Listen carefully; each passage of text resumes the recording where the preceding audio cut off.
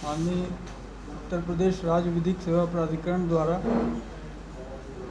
राष्ट्रीय लोक अदालत का आयोजन 10 जुलाई 2021 यानी इस जो शनिवार आने वाले शनिवार को समस्त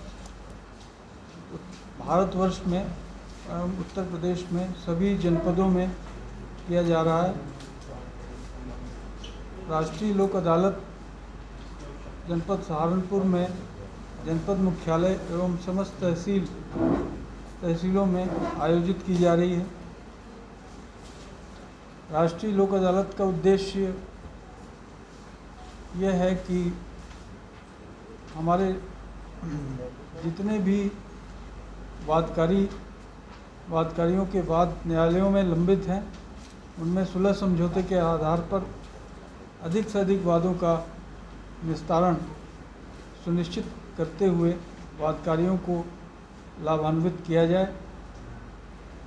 सुलह समझौते के आधार पर जो निर्णय होते हैं उनकी कोई अपील नहीं होती और साथ ही इसमें किसी पक्ष की न तो जीत होती है न ही हार होती है। दोनों ही पक्ष इसमें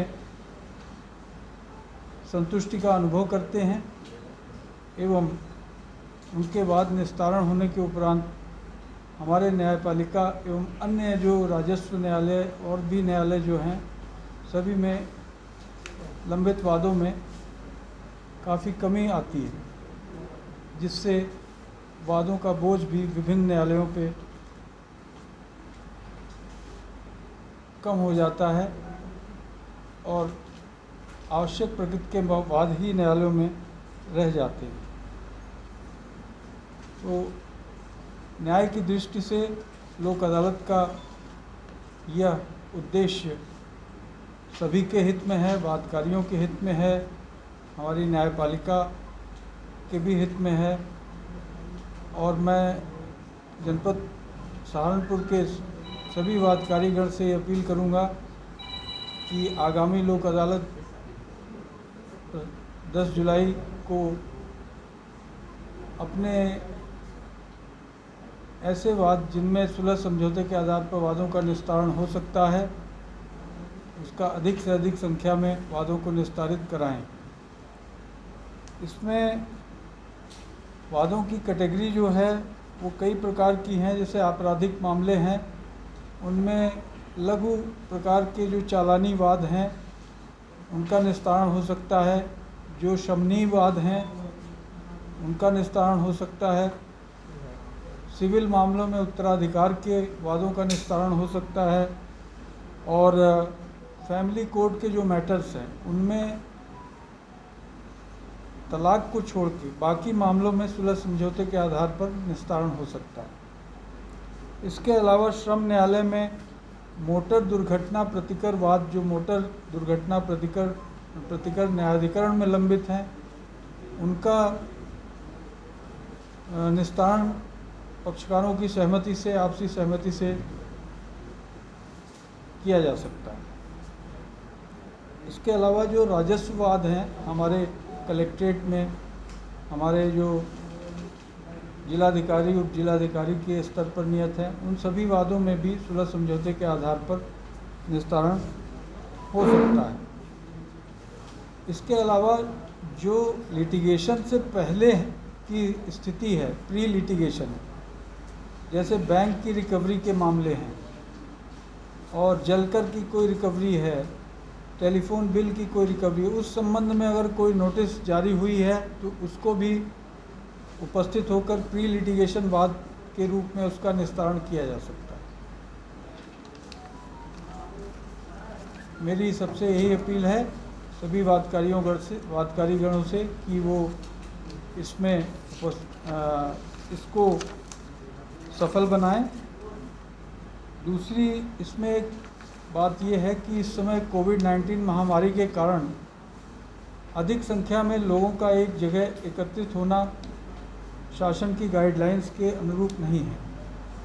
तो ऐसी स्थिति में माननीय राज्य विधिक सेवा प्राधिकरण द्वारा कुछ स्टैंडर्ड ऑपरेटिंग प्रोसीजर बनाए गए हैं न्यायालय में कार्य हेतु। इस लोक अदालत के संदर्भ में तो उसमें वादकारीगण अपने सुलह समझौते अपने अधिवक्ता के माध्यम से अपना मोबाइल नंबर, व्हाट्सएप नंबर देते हुए न्यायालय में प्रस्तुत कर सकते हैं। न्यायालय उन मोबाइल नंबरों, व्हाट्सएप नंबरों से उनकी सहमति वीडियो कॉल के थ्रू या व्हाट्सएप मैसेज के थ्रू ले सकती हैं और उसका सत्यापन कर सकती हैं। यदि किसी मामले में पाया जाता है कि किसी पक्षकार की उपस्थिति आवश्यक है न्यायालय में, तो वो तिथि नियत करके उस नियत तिथि को पक्षकार को उपस्थित होने का भी निर्देश संबंधित न्यायालय दे सकती है। तो ऐसी स्थिति में वो पक्षकार न्यायालय में उपस्थित होकर अपना सत्यापन कर सकता है सुलहनामे का। जहाँ तक सत्यापन हेतु सभी पक्षकारों को उपस्थित होना, इस संबंध में मैं स्पष्ट करना चाहूँगा कि ऐसा नहीं है कि सभी पक्षकारों को उपस्थित होना है। न्यायालय उनसे वीडियो कॉल करके, व्हाट्सएप मैसेज के माध्यम से भी उनकी सहमति ले सकती हैं और सुलहनामे को तस्दीक कर सकती हैं। तो ये हमारी एसओपी है शासन की गाइडलाइंस के अनुरूप। और कचहरी में उस दिन जितने भी लोग आएँ, उनसे ये अपील है कि वो मास्क लगाकर, शारीरिक दूरी का पालन करते हुए और पास के माध्यम से ही न्यायालय में प्रवेश करें। मैं आप सभी को बहुत बहुत धन्यवाद देता हूं कि आप लोग यहाँ आए, और आप सभी से उम्मीद करता हूं कि आप इसका अधिक से अधिक प्रचार प्रसार करें, जिससे कि जनपद के दूर दराज और विभिन्न ग्रामीण अंचलों में भी जो वादकारीगण हैं उनको भी इसका लाभ, उनको भी सूचना मिल सके और वो इसका राष्ट्रीय लोक अदालत का लाभ ले सके। धन्यवाद।